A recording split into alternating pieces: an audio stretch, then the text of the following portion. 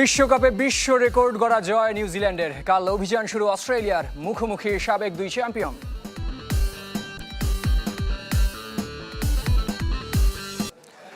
ইশতেহার শুধু মলাটবন্দি না রেখে আসন্ন নির্বাচিত সরকারকে সঠিক বাস্তবায়নের আহ্বান জানিয়েছেন ক্রীড়া সংগঠকরা। ক্রীড়াঙ্গনে সুফল পেতে তৃণমূল থেকে উন্নয়ন কার্যক্রম শুরুর পরামর্শ তাদের। স্থাপনার পাশাপাশি জোর দিতে হবে ক্রীড়াবিদদের মানোন্নয়নে, আর এসব প্রত্যাশা পূরণে প্রার্থী বাছাইয়েও সতর্ক থাকার পরামর্শ ক্রীড়া সংশ্লিষ্টদের। সারা দেশে নির্বাচনের আমেজ। কোন আসনে কোন প্রার্থী এগিয়ে, কোন দল ক্ষমতায় আসবে, আর দেশের উন্নয়নে বিজয়ীদের ভূমিকা কি হবে, এসব আলোচনা মুখে মুখে। এবার নির্বাচনে তরুণদের আকৃষ্ট করতে রাজনৈতিক দলগুলোর ইশতেহারে আলাদা করে জায়গা পেয়েছে ক্রীড়া। খেলার মাঠ বৃদ্ধি থেকে আন্তর্জাতিক মানসম্পন্ন ক্রীড়াবিদ তৈরি, নানা প্রতিশ্রুতি ক্রীড়াঙ্গন ঘিরে। তবে ইশতেহার শুধু মলাটবন্দি না রেখে সঠিক বাস্তবায়ন চান ক্রীড়া সংগঠকরা। ফুটবল সহ আমাদের সকল ক্রীড়ার জন্য এটা একটা অত্যন্ত আশাব্যঞ্জক দিক।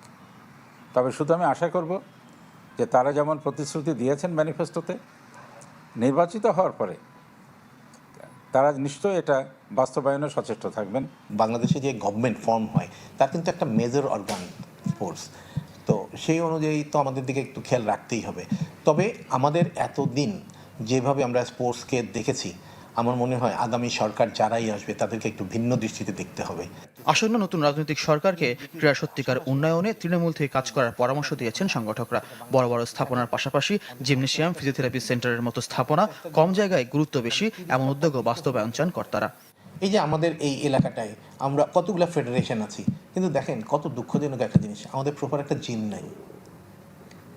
জিম না থাকলে আমরা আগাবো কীভাবে সামনের দিকে?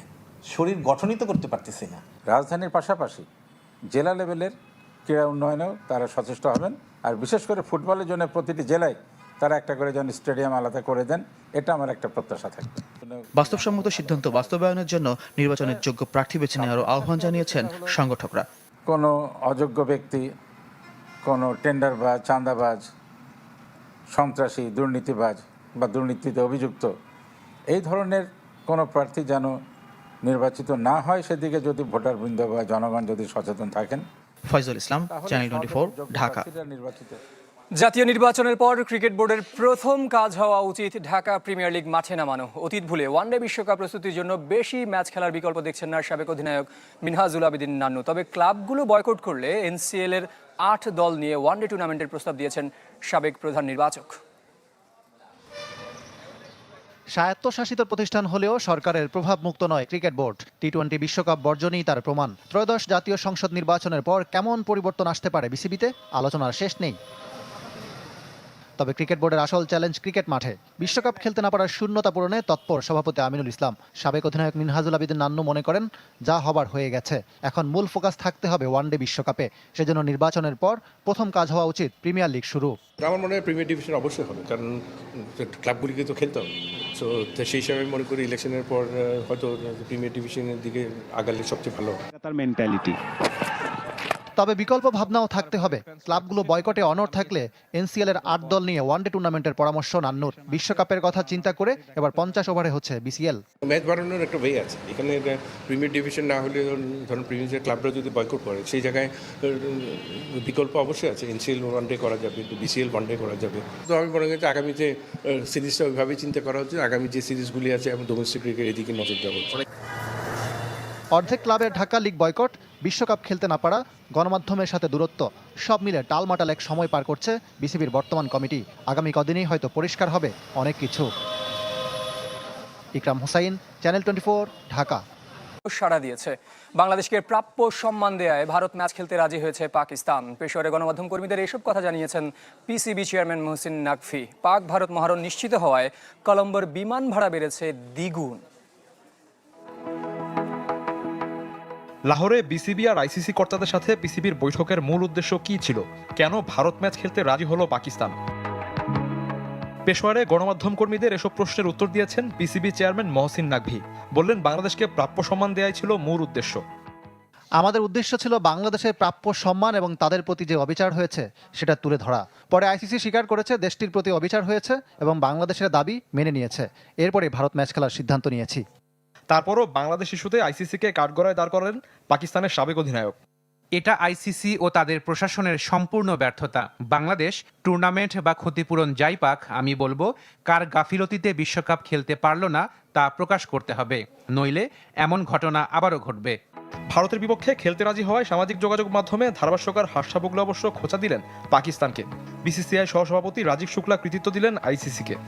পাকিস্তান সবসময় খেলতে চায়, এটা দিনের আলোর মতো পরিষ্কার।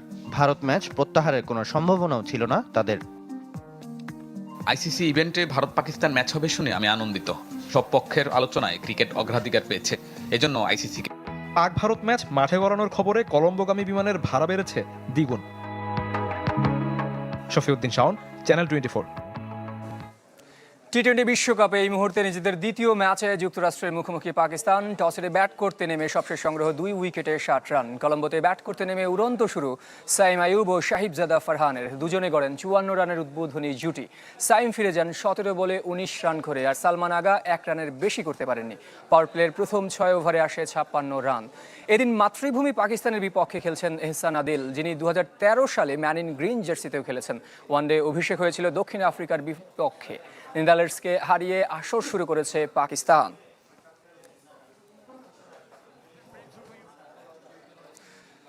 এদিকে টি-20 বিশ্বকাপ ইতিহাস গড়ে ম্যাচ জিতল নিউজিল্যান্ড। টিম সেইফার্ড ও ফিন অ্যালেনের রেকর্ড জুটিতে আরব আমিরাতকে 10 উইকেটে হারিয়েছে কিউইরা। চেন্নাই টস জিতে ব্যাট করতে নেমে মোহাম্মদ ওয়াসিম ও আলিশান শারাফুর হাফ সেঞ্চুরিতে 6 উইকেটে 173 রান করে আরব আমিরাত। শারাফু 55 রানে ফিরলেও ওয়াসিম অপরাজিত থাকেন 66 রানে। জবাব